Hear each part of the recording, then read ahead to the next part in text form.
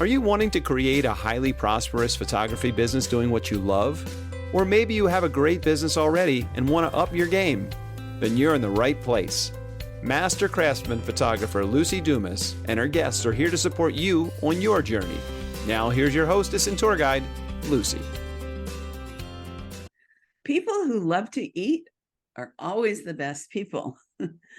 Here's another quote. The preparation of good food is merely another expression of art, one of the joys of civilized living. And that's by Dion Lucas. And did I say the other was Julia Child?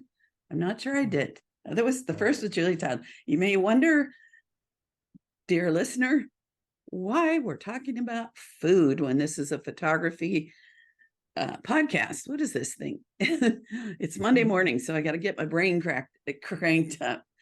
But I'm so excited to talk to my next guest, Colby McLemore, because he is going to share all things food photography.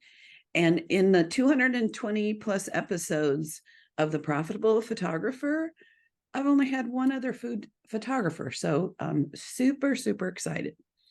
Who was that? I don't know. You make me think. Christine somebody, and it goes back about 3 years. I'll check it out. It'll download in my brain. Before I get started, I would absolutely love for you to give me any kind of feedback, just to let me know you're out there, you're listening. I thrive on words of affirmation. And because this is pretty much a labor of love, if you could send me some love back, that would be great. And if you don't, I feel your love anyway. So, and keep your eye out. I'm going to be launching my online sales course. So, film at 11. Okay, let me tell you about the wonderful Colby. He's the owner and visual storyteller, visual storyteller of Colby's Photos and Video. He's in Tennessee. What city are you in again, Colby? Eastern Tennessee, near the Smoky Mountains in the city called Knoxville, Tennessee. Knoxville. Yep. Okay, and he's full-time. His work revolves around advertising, photography, videography for companies and individuals. He's known for his caring, fun, and easygoing demeanor, which is why I wanted him on the show again. I think it's been maybe 2 years since I had Colby on my show. And he's very professional, customer-oriented, and detail-oriented, creative, clean, and fresh. And his zone of genius is follow-up, follow-through, and giving attitude. So welcome, Colby. Thanks for being on my show again. It's a real pleasure. Thank you for asking. Yeah, I was just thinking about who else would I love to have on again so that we can continue our developing friendship. It's been so fun to, I love Facebook because we have stayed in touch and such since we got to know each other however long it was ago. So I was like, I'm missing Colby. I want to talk to him again. Well, I'm looking forward to Imaging USA. Then we might be able to hang out and do lunch or dinner. Looking forward to that. Me too. I was last year and I just chickened out. Well, partly because of COVID having an upsurge, but also my mom had just passed and I was busy planning a memorial. And the last thing I needed was to get quarantined before all of that. So my sister did a couple of weeks before the memorial, she did get, I was going to say COVID, like Colby, COVID. And yeah, so anyway, so I was like physically sad not to be able to go and spend some time in person with people like you. So yeah. So quick question. How long have you been in business and what got you started down the commercial realm? Okay. So I've been photographing since high school. My dad was a hobbyist photographer, but when I say hobbyist, a whole different level than most of the people I hang out with now. I mean, he was an amateur. He wasn't an enthusiast, which is what I typically typically call it. I made my first money on photography in my 20s. I was doing a lot of architectural, real estate type of stuff. So I've been making money since my 20s and just sort of added. Through time, I was a realtor as my primary business at first. This is a second career for me. I've been doing this for about 17, 18 years, but I was a top salesman in Sevier County doing real estate.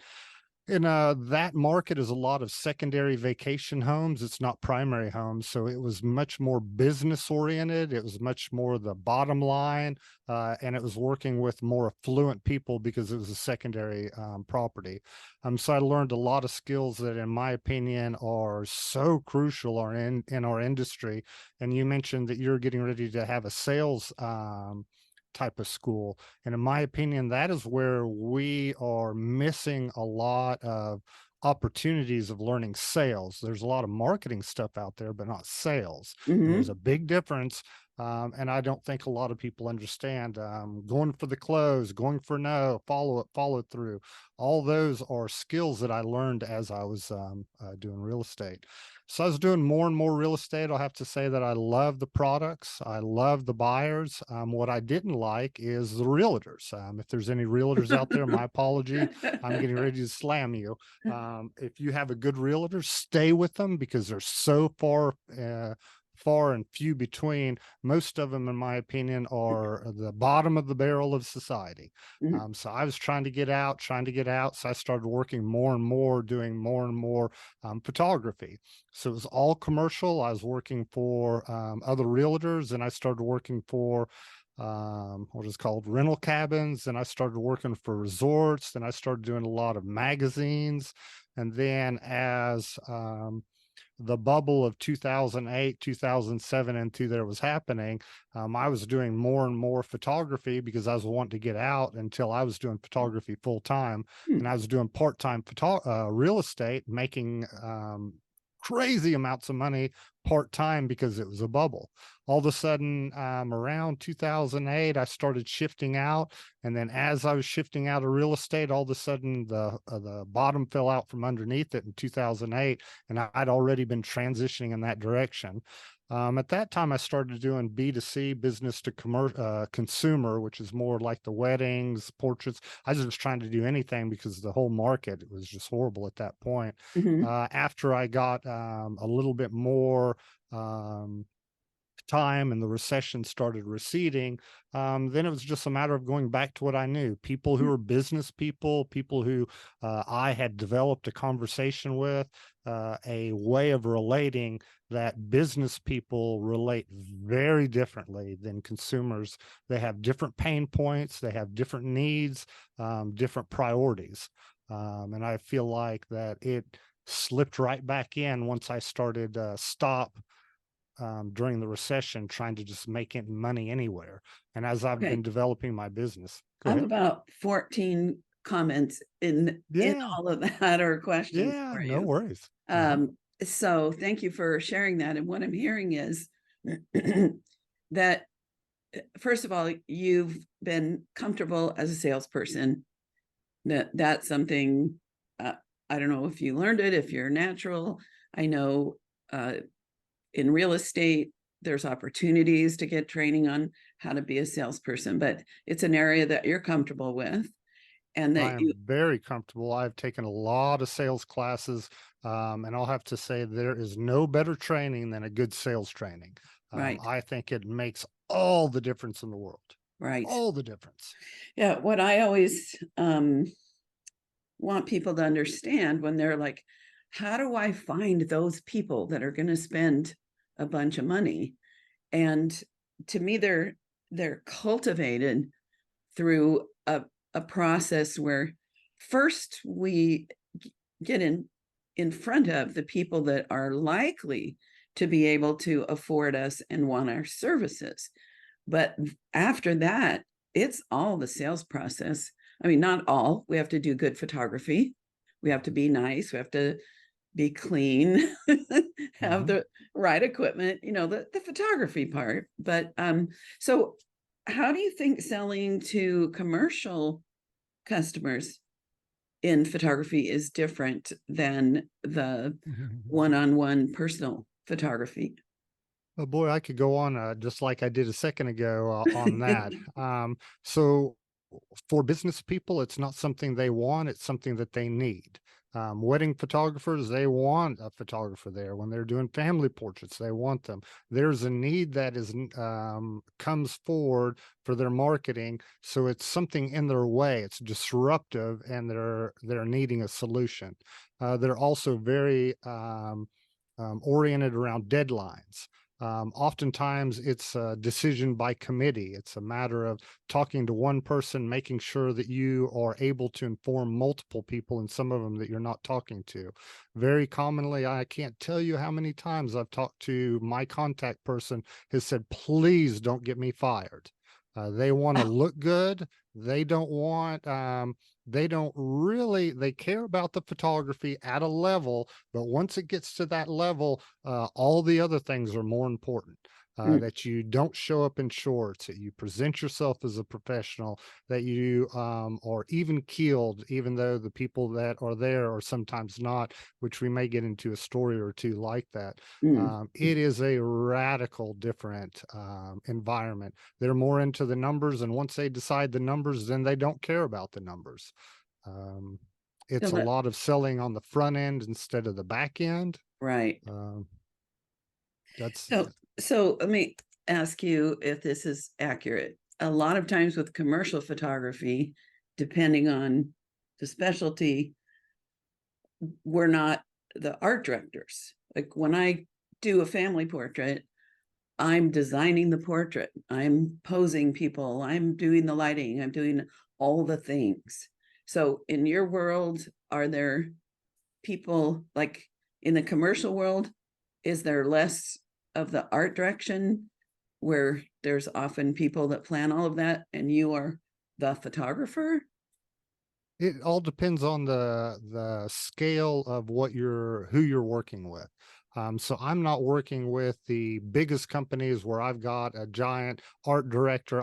I do some of that, but primarily my businesses are medium to large size companies, and I'm not working with an agency, a marketing agency. In those scenarios, typically you're working with a marketing agency. The challenge that I have with marketing agencies is they want too much of my money. I Ah, would rather work directly with the brand, and the brand is willing to pay me a higher rate than a marketing agency. And a marketing agency has less loyalty to me. And if I work with a marketing director within a brand, I can build a loyalty that lasts a lot longer.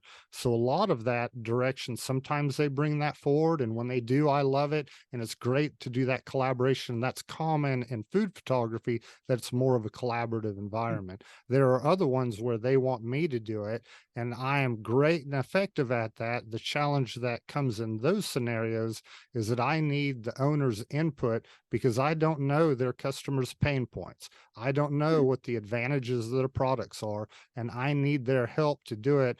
And working in a business environment, a lot of them have very short attention spans because they're just so busy. mm, So the art direction, sometimes not as much as you would see on TV. As my daily grind, as I do in a week, I'll do 1 to 3 shoots, not considering studio work. That would just be on location. And probably once or twice a month do we have real direction. mm. Okay. Uh, Something new for me to understand. And I can see how when you do more of the creative part, you'd be paid more. That just makes sense to me. You get paid more, and then also there's an element of CYA, making Mm. sure that they tell you what they want on the front end. Or I'm doing a lot of tethered shooting. I'm always tethered, always saying, is that what you want? Is that what you want? So at the end of the day, it's not just on me, it's on all of us. So they're virtually signing off on what you're doing as you're doing it. That's typically if they don't cooperate on working with the shot list. I try to develop a shot list on the front end. Sometimes it works, sometimes it doesn't. Again, I'm not doing just 1 or 2 shoots a month. I'm doing a lot of them. Mm. So I'm working a little bit more affordable, but still I'm on an hourly rate that I'm never thought I'd make what That's I do. awesome. Awesome. So let's see. I had a little question. Um, Mhm.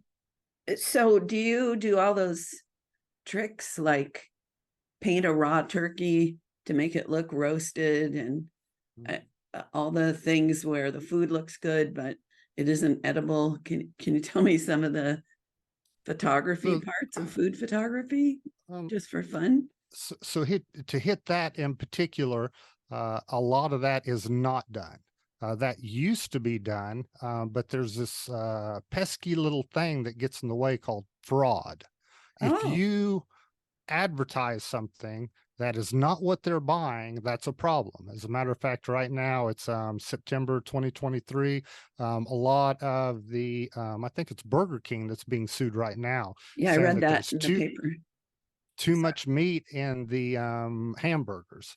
There was a big one where people were using glue instead of milk, or putting marbles underneath the soup to bring everything up. And people have begun getting sued on that kind of stuff. Mm, So do I do that? And I'm not a lawyer. There probably is some people that are doing that. The typical clients that I have are going to be having 3 to 10 restaurants.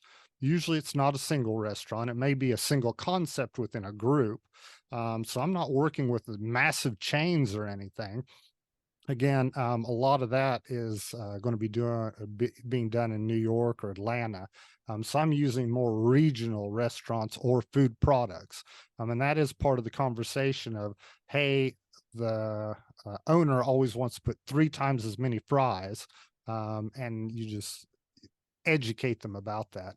To hit so some of the okay, tips, go ahead. so they're cooking the food and you're photographing it. Hmm.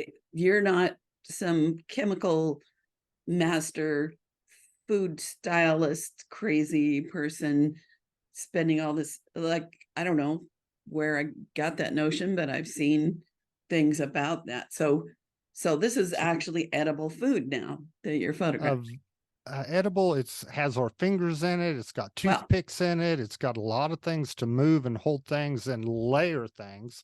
And it is a group environment. It is a collaborative, and that's why I love food photography the most. It's the most collaborative environment. You're working with the chef who's a master, hopefully, of mm, plating the food. There's a lot of conversation around that because they're used to plating food in a 360 directional viewpoint. They want the person on mm, the other side of the table to enjoy it as much as the person eating it, but I don't care about that. I only care about the camera angle. So there's some education about that. Oftentimes, you're not wanting to overcook because overcook will dry quicker and you want it to last longer. So there's a lot of undercooking that can make it a little bit more plump. That goes into some questionable things. I do often work with a stylist. I'm always working with an assistant who has a lot of visual. One that I like in particular is a graphic designer. So they have skill sets. I'm oftentimes really focused on taking care of the client. That's always a distraction. Or sometimes they're collaborative. I'm doing the photography, lighting, setting up the shots. Usually the stylist is setting up the next dish before we move it in. okay. Um, So it was edible at one point, and then you mess with it. So, right. but To where I now, wouldn't want to eat it at that point. all right. But if Mhm. so, that's good to know, because now when I see food photography, I don't think, oh yeah, that's just some yucky thing. Now, Okay. Christina, or it didn't start yucky. Mhm. Christina, I had asked her about ice cream because it Mhm. melts. And used to be, I was told it was mashed potatoes. And I've And done that, but not for clients. she said now what she's experienced is that it's frosting or whipped Mhm. cream. So it's actually food, it's just not ice cream because ice cream melts so much. What's your ice cream Um, experience? so things that melt again, it goes back to that fraud angle. Is that Mm, what they're purchasing? Oh, I don't know. And again, I'm just working within my area. I don't want to, whoever you're mentioning, that may very be appropriate for what she's working with. And I have photographed those scenarios. Typically, it's because I've had a class and they're wanting to do things like that. mm, But how do you match the color of the ice cream to the icing? yeah, uh, Color is so important with food photography, any type of product photography. And visually, the colors and the textures are what we try to accurately or enhance in the photography. And I don't understand, unless you did it through Photoshop, how you'd match that. right. I have had some fudge recently where I photographed. There's a series of, I think, 6 different fudge places here in Sevier County, and they had made the fudge incorrectly. They did not use the correct recipe that came before me. And I mean, we were doing 80 different fudges. I don't know how many. It Oh was my crazy. gosh. It was just all day, just the Fun. fudge. And one of them didn't use the right dye in it. And then what I had to do is they didn't want to have another pristine one. So then I had to go take a picture of it. And then in that scenario, I did use Photoshop to try to match the colors. And I did educate the client in what the differences are on that. Interesting. So in my area, um, we're not doing much of that. Ah. Now, I might be thinking about in movies when people are looking That's at ice cream that it's mhm, not potatoes anymore, it's other things that, but you couldn't have 14 takes with with mhm. yeah, what's that thing? Ice cream melting everywhere. So So good the tip. ice Oh, creams I've done recently is you just do it quick. You do yeah, it quick. You have everything set up. And what we were wanting for this one is licking the ice cream. right. And you had to have everything set up. And we went through 5, 6, 7 different ones before we got the one that they were satisfied with. Interesting. So I have to tell you some weird thing I discovered. I was looking up, I think it was Ruth Chris Steakhouse, just I don't know why. Mhm, And they had all these great photographs, or it was a big, expensive chain like Ruth Chris. I can't remember. All mhm, these beautiful photographs. And then the mhm, last 4 were on camera flash. uh-huh, And mhm, it like I'm assuming it was something local, maybe it was a special regional special, but even the big wigs are prone to cheap out. I mean, it's confusing to me. Do you have any? I mean, there's really nothing to think about other than like that's just crazy. But thoughts on So that? And it was brand not a professional. It consistency. was clear to me somebody set it up and just took Mhm. a picture, probably with their So phone. a brand consistency, I'm surprised that big of a chain would have allowed something like that. A lot of restaurants don't have the food on their menus. They're excluding that. This If was you go to the website. So, okay, grocery website will much more likely have it. Oftentimes, if you go to a grocery store, see the photos on the grocery store oh stuff, yeah, all that is just horrible work. yeah. I mean, 9 out of 10 of them will be horrible. But if somebody is trying to push their branding, and it's usually, like you said, on the website, on their Google, on their Yelps, anything where they're going to try to pull in a client, that is where they're going to be doing their best work, or they should be doing. Should be. As someone who's trying to sell it, I'm pitching that's where they should be doing it. Yeah, I agree. It was just quite a surprise. Okay, Mm-hmm. so one of your talking points you suggested, which I like, is to let us know different types of food photography. Okay. And my listeners like uh, me to be able to say 1, 2, 3, 4, 5. So, Mm-hmm. what do you got for us on that?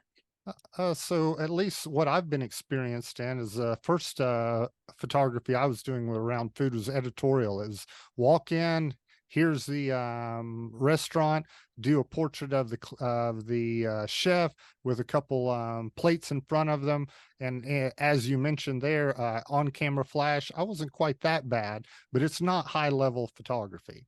It was. run and gun, I was getting those jobs by our local magazine and then also some national magazines. So I would do work like that. The challenge in those environments is what we just talked about a second ago is color balance.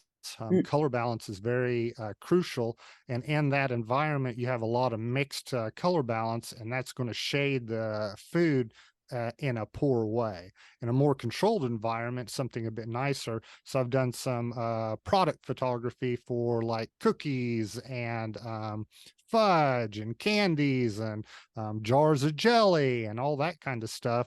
At that point, they start wanting a better quality, especially product photography, because if the colors shift, that's where customer dissatisfaction comes in. yeah. In those environments, you have to have full lights with no bleeding of the environmental light. So cookbooks, they're a blast Okay, if you have hold on. somebody. So we're doing one is editorial, Editorial will say one. two The is next products, products, three is uh, cookbooks. cookbooks, a whole different animal. These are very stylized sets. Usually the set takes as long to preconceive as doing the shoot. I mean, it's grabbing all the linens and the backgrounds, and you can buy backgrounds and what is called the where you place it and a background that looks beautiful anywhere on eBay or Amazon. You just talk about backgrounds. I've got a bunch of them in the studio. That's great for like cookbooks, but not so much for restaurants because they want the photography often done in the restaurant. Okay, You so can is that also number? get So are we still on um, cookbooks?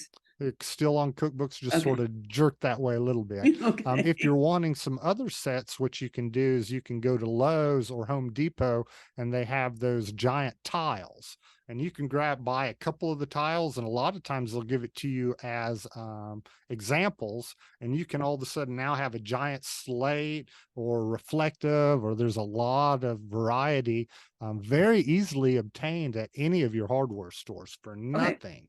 Hold on.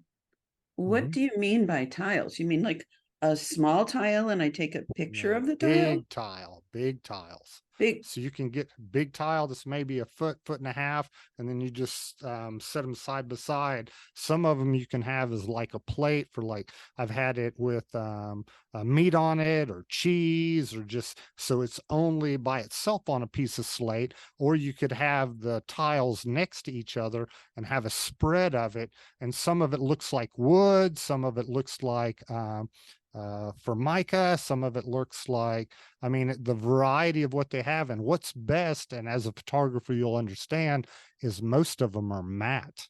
They are not shiny. And whenever you okay, have a matte, it's a lot easier. It is okay, such an easy trick. In the cookbooks, again, there's also the element of grabbing the linens, and then you have to know the different places. Like Pier 1 used to be one. Was it Tuesdays? Another one. What is it? The all these Bed Bath places, and sorry, hmm? all these places that have closed, A sadly. lot of them have. So the challenge with those type of sets, and I want to throw that out there, is again setting the getting all that stuff takes more time than the photography, Uh, and they want us as photographers to do it. uh-huh, And a real rookie mistake is not to charge for that. If you don't charge for that, I do an hourly rate. It's not that much. It just says, hey, and what it does, I say, what's your budget? And they give me a budget. Once anything we don't use, I return, and then we don't, they get some of that money back. Matter of fact, the majority of the money back. Anything we use, they get to keep. And if I give them a budget, they can't say, why didn't you get more? If you don't right, charge them, they expect you to bring everything and have it exactly right. right, But once you put a limit on it, or they put a limit on it, that is a big, if you're doing anything more stylized, make sure that either they do it, or better yet, that you're doing it for a price point. okay. Otherwise, So, expectations go crazy. so to make sure that I'm clear on what you're talking about, it's basically with a cookbook, you're setting a table. So linens, the surface that it's on, what it's going to be in the distance, So you bring in your Martha Stewart, not the food part, but the decorator, the before food. How do we design this table? And then you photograph it for the cookbook. And there's a lot of work involved in that. And so it just like with people who hire us as at a very low price and are buying digitals, they're wanting everything. They're wanting so much more than someone that's paying us well for products tend to understand our limits and are willing to pay for the individual things. I don't think I said that right, but that weird truth I've discovered that the less people pay, the more difficult they are. So it sounds like it's true in this genre too, the cookbook.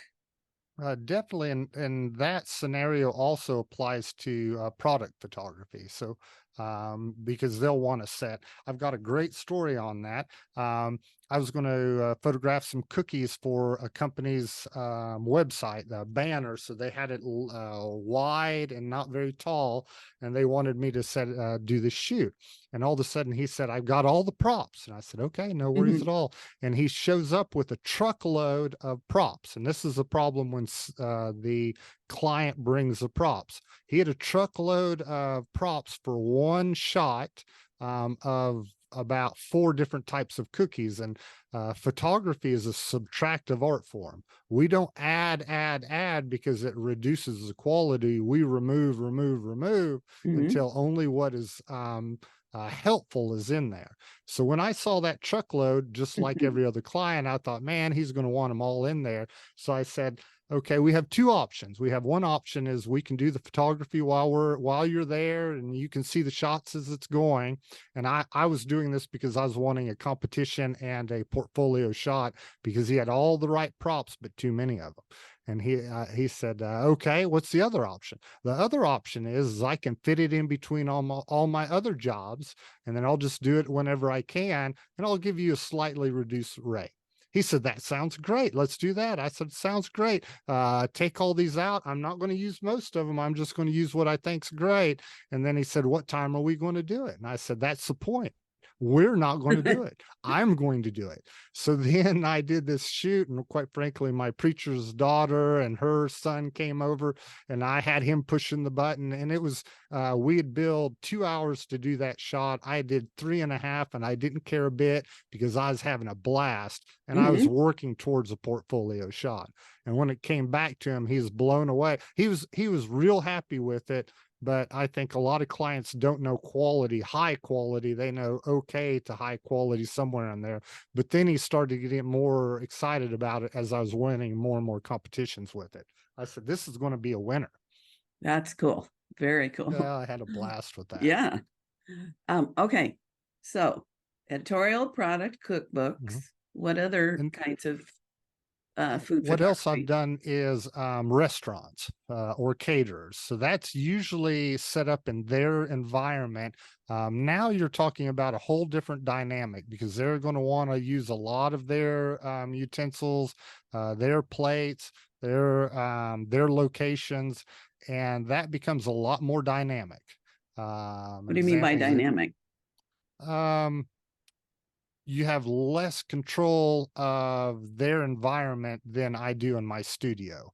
I can bring a whole bunch of lights, but it takes longer to set up, and I'm a bit of an energizer bunny, run, because they want a lot of shots for the investment they're paying.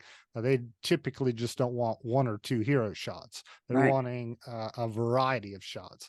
As a matter of fact, the last shoot that I just did, we had a camera shooting straight down, another one from eye level to where we could, every time we put a new plate in there, we were getting multiple shots because they had 5 different restaurant concepts. We were bringing all the food to one location, all for their menus. So it's go. And that was me, an assistant, another assistant, and the stylist. And they got a great value, primarily because they listened to my advice.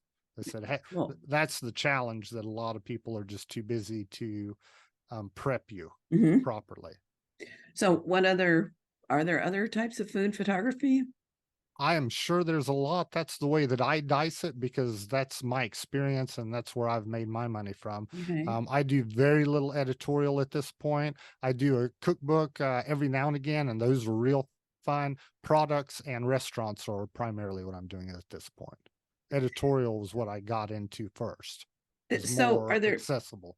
are there sometimes models, uh, where they're eating the food or they're chatting around a charcuterie board or things like that? Do you do much Uh, when there's Definitely. humans? As a matter of fact, I'm usually upselling in those suggestions. I'm saying, hey, let's put the people in because if the people are in there, then they can envision themselves eating the food more effectively than just a plate sitting there. Hmm. A more recent trend, which is, not as recent as it used to be, is a straight down shot where you're seeing people interacting with the table. There'll be a table of maybe 6, 7 people, and you've got a spread, and then you see them in there. The challenge with that is to get everybody at the right place, and then there's some photoshopping because people will not all be in the right place. Another one was a pub recently that we had some people in there, and that was a fun one because the model we had hired to bring in there, she was a dud, or that they had hired to bring in there. Her boyfriend was a hero. And I started leaning into the hero, and not as in all the shots because you can't have one person in all of them, but Hmm. he ended up being the main character in more of the shots than he did. And I think they broke up that night afterwards. Or at least she started digging into him afterwards. It was really funny. As a bystander, Right, right. That's funny. Yeah. So, thank you. So we've got those 1, 2, 3, 4. Mhm. So how do you get access to restaurants and cookie bakers and caterers, and like how Mhm. do you get into the world of food photography? So editorial was again my step into it. I was starting to build a reputation around a resort area, so that had some value. That's something that's not repeatable for the average person. Another one is my girlfriend is a magazine editor, and that opened up some doors that most people are not going to have that opportunity as well. Um, but there are local magazines that you can usually shoot for. If you do local magazines, I'll have to say it's great for exposure, Hmm. which makes me want to puke a lot of times. But man, I know a lot of people Exposure, at my air right, quote exposure, right? right, and a lot of people at our level, I think, are overly um dismissive of that. I think Hmm. there's something to be said about paying your dues, learning how to work with people, learning how to the shooting is not the hard part. It's dealing with setting it up, setting up expectations, and just out of the gate getting paid a big dollar, you're not going to do that, or if Right. you do, you won't again. So those type of magazines, I've heard 1 or 2 people say they get a lot of benefit from it. Most of them I haven't. And then I've also, because So if you I do, have go ahead. so I have a little interjection here about Yeah. my early years. So when I was first building my business, um, I don't know how I got this connection, but there was a magazine called the Holistic Living News, and it was a monthly Oh. magazine. And I got referred, and they would send me on assignments, um, like to macrobiotic restaurants. So I photographed people eating mushrooms and sprouts or whatever it was. Uh, the Jimbos that made wheatgrass, and I photographed a person grinding wheatgrass, and I had all of these assignments, did not get paid very much, but the experience of, and I didn't bring lights, just used what was there. First of all, I wouldn't have known what to do early on. And then somehow I think that led to getting hired to do an annual report for a bank. It happened to be my bank. And I went with the bank people to all of these, like backhoe companies and all of these different businesses not realizing I was going to be someone that might have been in an annual report at some point, maybe. And I got experience in those ways. And so I was paying my dues. And I was actually surprised myself at how good these things came out. Now, I was the editor of my yearbook in high school. So I had visual, the little, what are they called? The little pathways in your brains that Neurons. yeah, where you learn stuff and then you've got that knowledge in there. But yeah, and I also realized I didn't want to do commercial photography. I did a trade for my gym, and we would rent a studio, and I would get to see my photographs in the reader every week. And so I dabbled just enough to get the experience, get a little money, get some exposure. And I can see from what you just said, had I decided to go that route, that was some foundation that then I could build on and had portfolio built, rather than starting out super cheap and then staying super cheap and Right. giving it all away. So I think that if you're shooting for exposure, at sooner or later they're going to start using and abusing you. And once you start learning, once you stop getting any value out of it, you can say no. It's not their fault. You decided to say yes. So once it stops being a value, you just say no. You also mentioned another one that a lot of people get into food photography is they'll go into a small little restaurant that is a single restaurant. Usually single restaurants don't have budgets. Usually they have to have a few restaurants.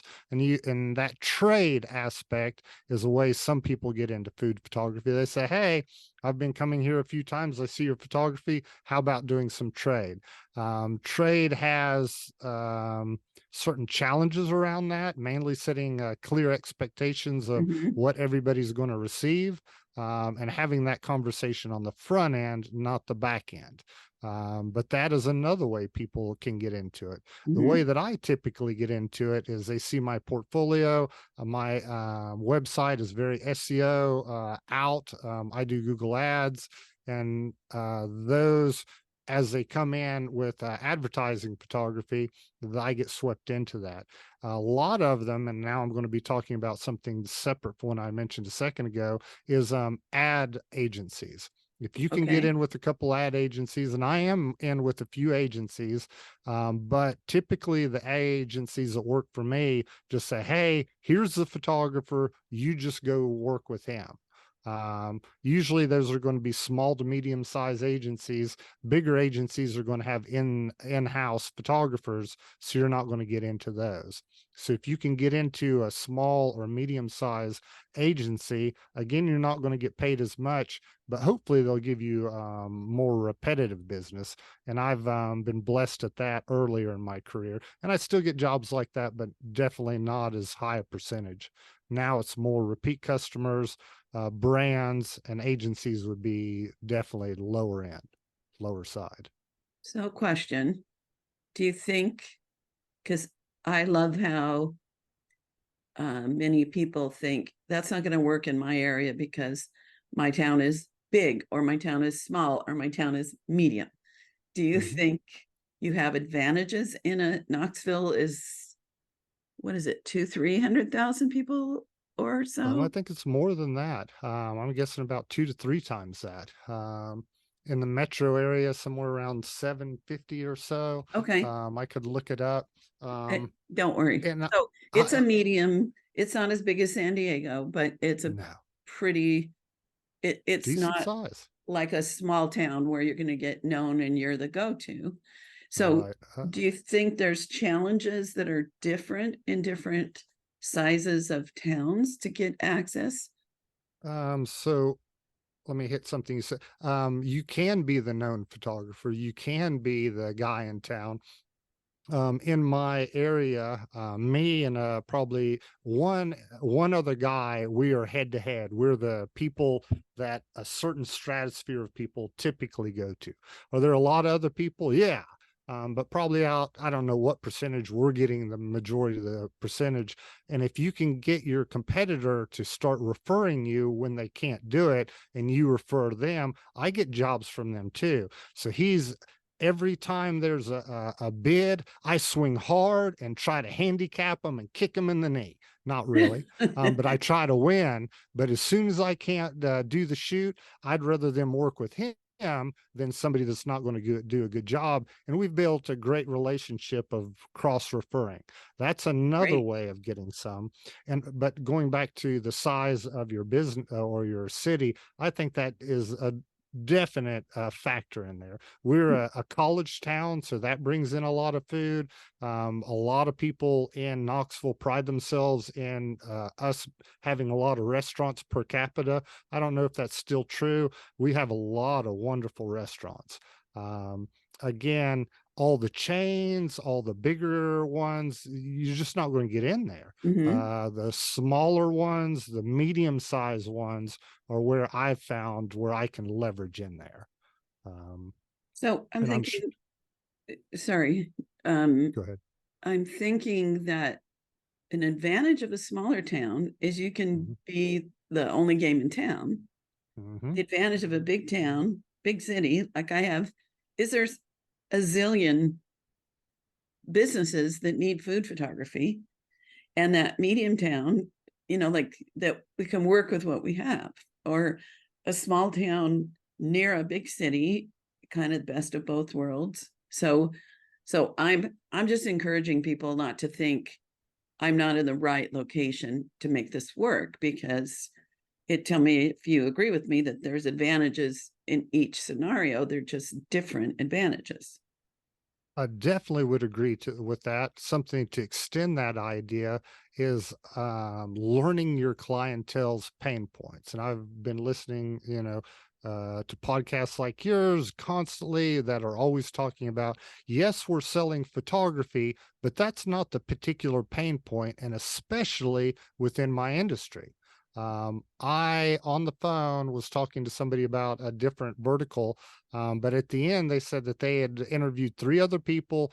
I just knew what they were worried about, and I was Mm, able to address those problems. And at the end of that call, they said, "You're obviously the one, you hit all the boxes, we're moving forward." I love And it. they'd seen my website work, but I mean, it's about closing, it's about sales, and sales is about knowing what your customers value.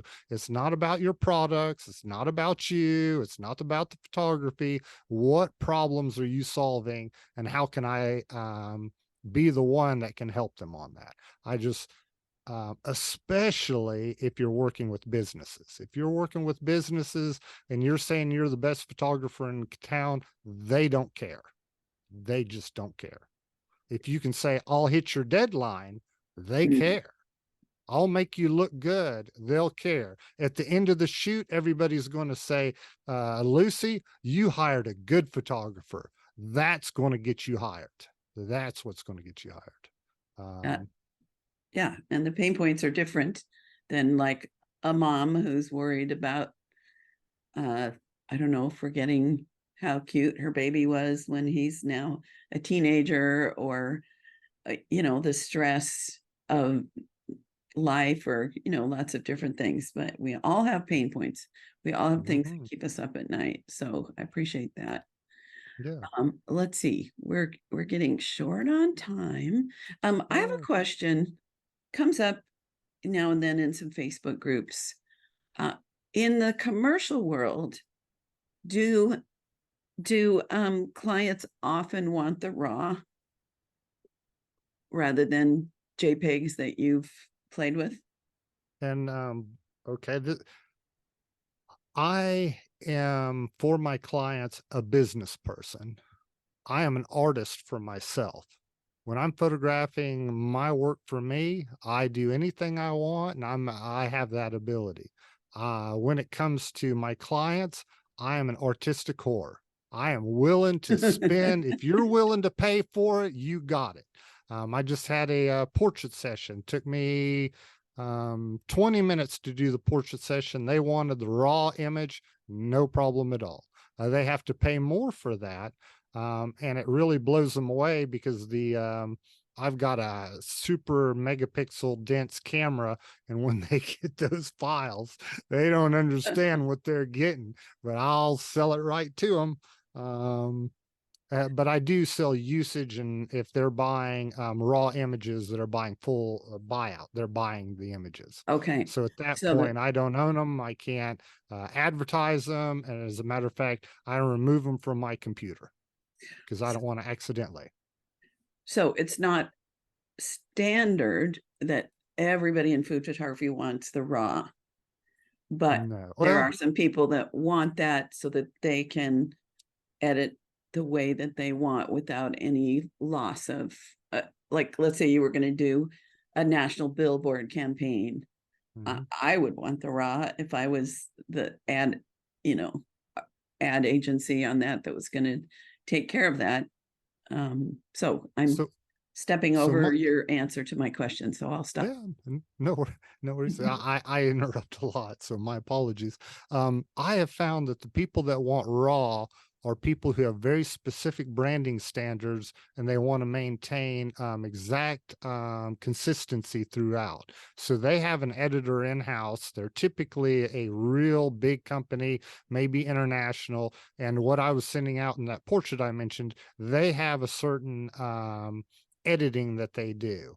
Got it. On the other side of that, sometimes they have branding standards that they send me, and I have to follow these branding standards exactly. And if I follow the branding standards, then they have consistency.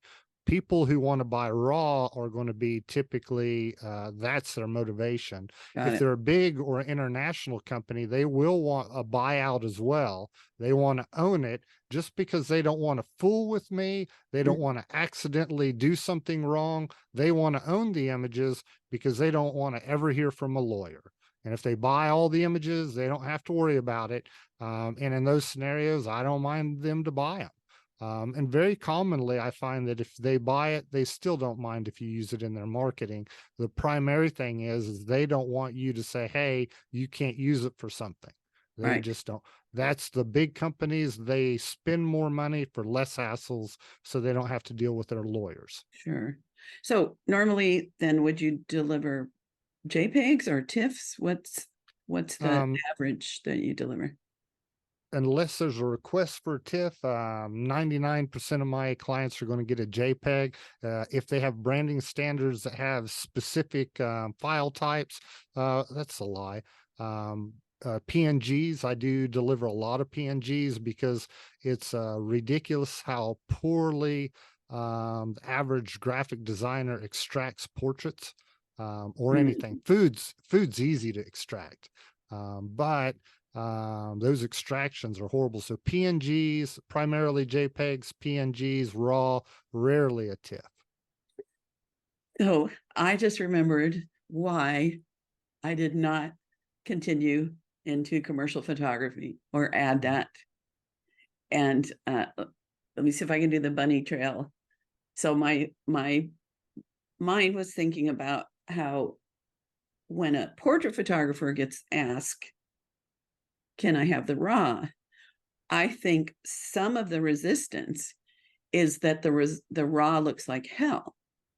And we have to go in there and correct it because the precision of a commercial shoot, I assume your raws are pretty darn good out the gate. You don't have to save yourself. So, and that may not be true for other photographers, but for me, when I was doing portraits, because I was in the shade and out and this and that, and that I was not perfect at my lighting and exposures, but everything was beautifully printable.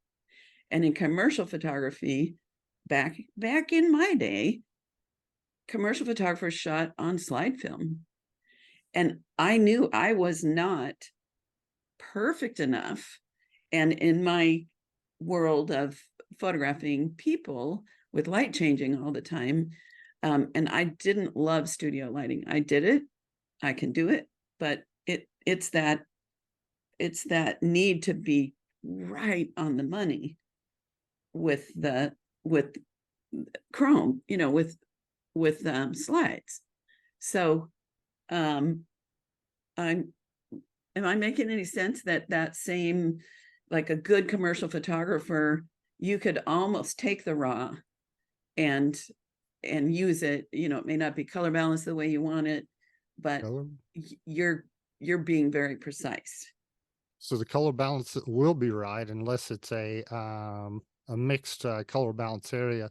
And the tool that fixes all that, which is so passe, and everybody's like, oh, why would you ever use it? Is a light meter. I Yeah. use a light meter for everything, and that is something that is looked down on, so much so that if you want to buy a light meter, um, they're so cheap because everybody buys one and never uses them, which I Yeah. love. Yeah. So I've got 3 light meters. 2 of them were given to me, all of them the same.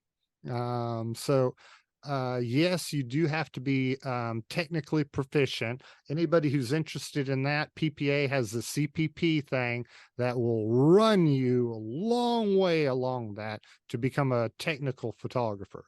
I I love think it. that is a undervalued program that gives so much. Right. Um, uh, Yeah, everyone knows I'm a big PPA fan. mhm, I also, what was I going to say?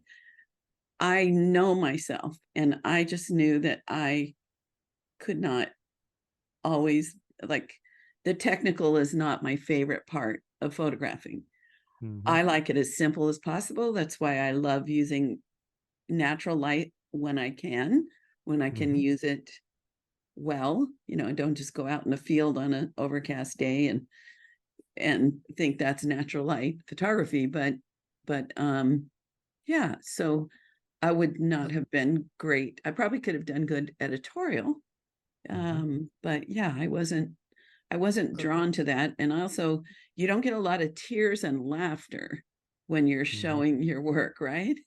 No. So another big help is having an assistant that knows what they're doing. Yeah, So the majority of the time I'm talking client, and then all of a sudden I turn around and she's got the light set up.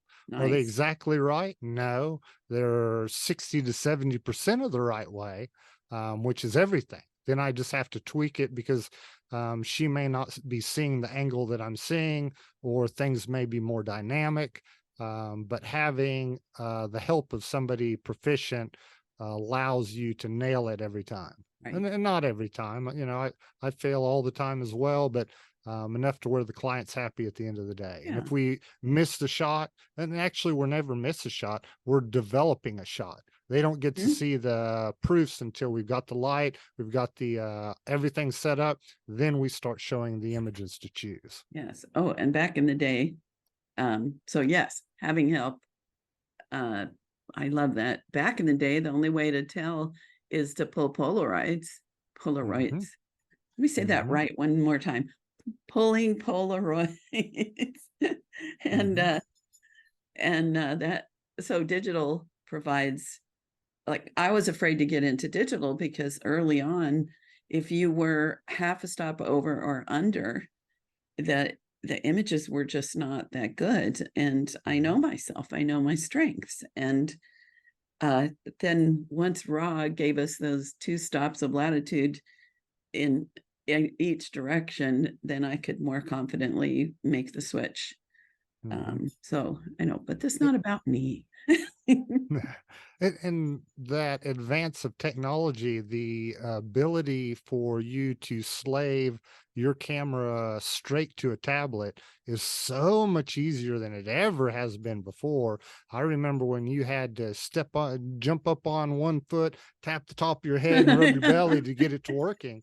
Now it's pretty solid. I mean, rarely am I having problems tethering to my tablet. And then as they're selecting the images, those stars are going right into the card. So once I finally download them to my computer, I know the selects. The hardware and software has just been nice. Nice, yes. And I can Right. also see how, um, getting your money up front, like when I do a portrait, it's speculative. My Mhm. clients don't walk in here and say, hey, I want to give you $10,000. They, they're cultivated. This sales process that I'm talking about, that my online course teaches, is cultivating. And you're in the commercial world, when you pack that camera, kind of like weddings, you already know basically the money that you're making, right? So So that's kind of sweet. somewhat. So I had a great coach suggest giving them the upgrade. So you buy usage with me, and I've got a simplified usage for most commercial photographers. Most clients say, "Oh, I just need this little bit of usage," and I'm like, "Okay, this will be about the price." And then all of a sudden, he said at the end of the process, give them the different prices for the additional values. So all of a sudden they say, I only want website usage images. And then I send them an invoice that gives them selections to use it for Ah, prints or larger. And then I'll have to say, since then, I think only maybe a handful, it's 90% of them always pick more. So there, even though you're getting a minimum amount that on the front end, there's still a lot of up opportunities, which is really what has expanded my business, is focusing right. on how to work on those upsales. I'm the same with doing weddings. Is It's a chunk of change that they paid me up front. Mhm. And I have things built in so that they're not getting the moon. Like, there's opportunities, usually 25 to 50% of what they've already invested, they'll easily invest in more pictures of the albums, parent books, other kinds of things, gifts for their wedding party. But it's different than portraits, where it starts out with a modest investment, and then I build the desire and end up with the 3 to 7 wall portrait sales often. So, Mhm. oh gosh, now we're like really close to out of time. So, Mhm. 2 questions. What is the best way to get in touch with you if they have Um, questions? if you Google Colby McLemore, you'll find me everywhere. My website, www.colbysphodosvideos.com. I am very active in the trade organizations and help people as much as I can. Feel free to call anytime, as long as you're not pestering me and taking hours of my time. I don't mind to talk to anybody. Great. And if you show up in, where are we going for PPA convention? Louisville, Kentucky. Louisville, Kentucky. Uh-huh. If you show up in Lowville, you'll get to meet him and me. Yay. And if you see me, wave me down, and I would love to have a beer, coffee. Um, I am not a stranger unless you choose that I'm a stranger. That's That's why I was so happy to meet you years ago and feel like we've, even though we've never seen each other in person, we've become friends, and Mhm. to be continued. To be continued. Are you working on, do you have master's, craftsman? We didn't mention those things. So I'm a master craftsman, CPP. I do lots of presentations. I'm not far from getting my 100 merit educational bar. Wow. Um, I've not received it yet, but have you heard of the Directors Award? So Mm-mm. it's one of the, I think, 12 initial awards given at Imaging USA. It's the biggest award I've ever gotten. I've gotten quite a few. This one is for someone's dedication to the industry.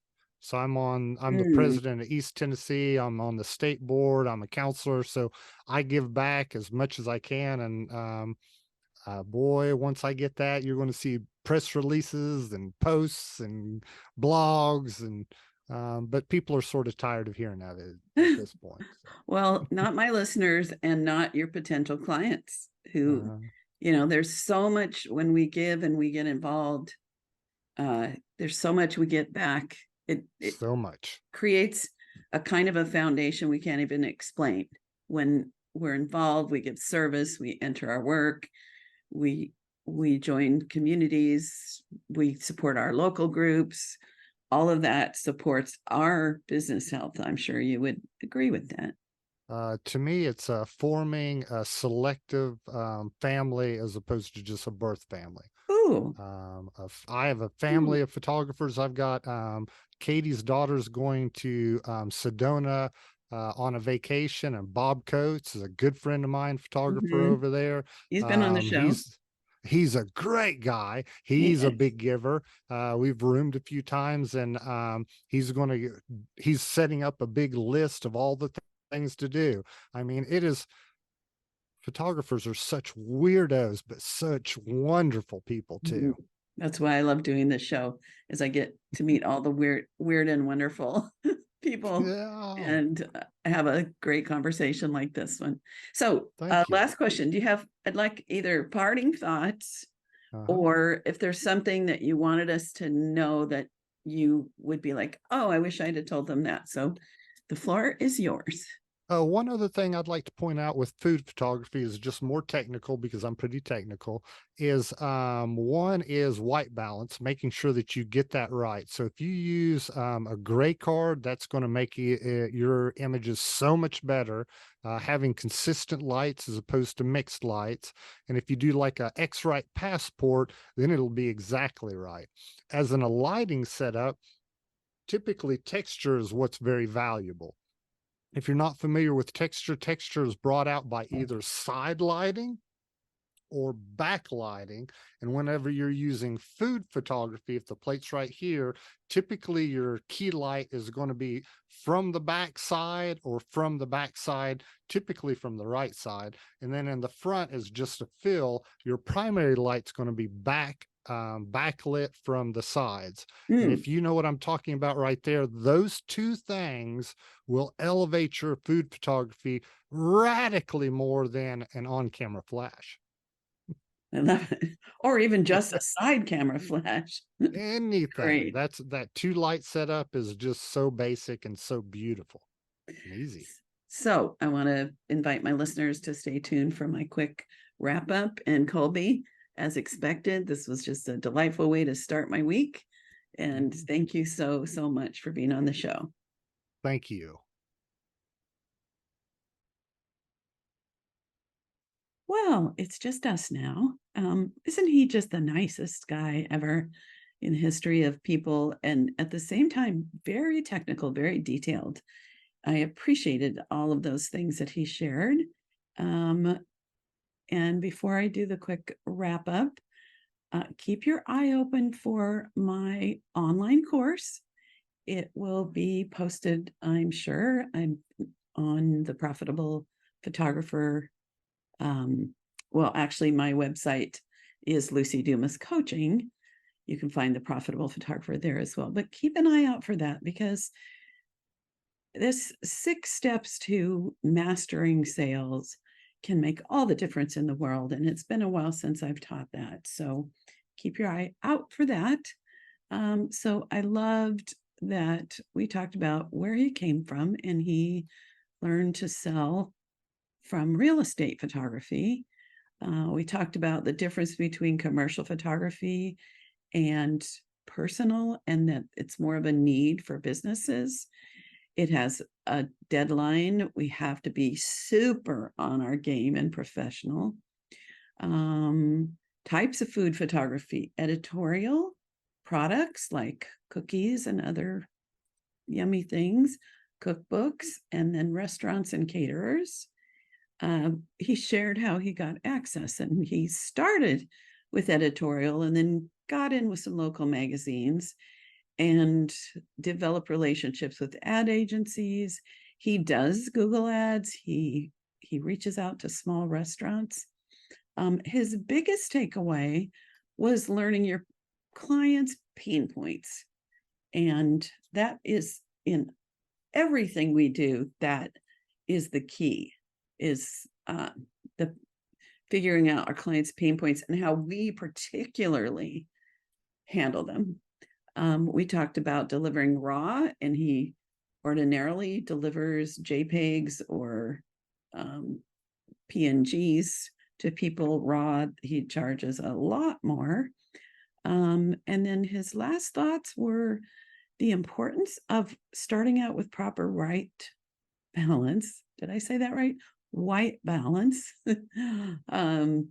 at the start rather than correcting them later. He uses a meter, which is so powerful. And in photography, texture is important, and using light, not just one light, but using lighting to create depth and shape. So that's it for now, my darlings. Thank you for listening and for sharing this with your friends. Bye for now. You have been listening to The Highly Profitable Photographer with Lucy Dumas. If you've enjoyed this podcast, please rate, subscribe, review, and share. To connect one-on-one and learn more about our coaching programs, just go to lucydumascoaching.com. Until next time, go have fun photographing and selling your work.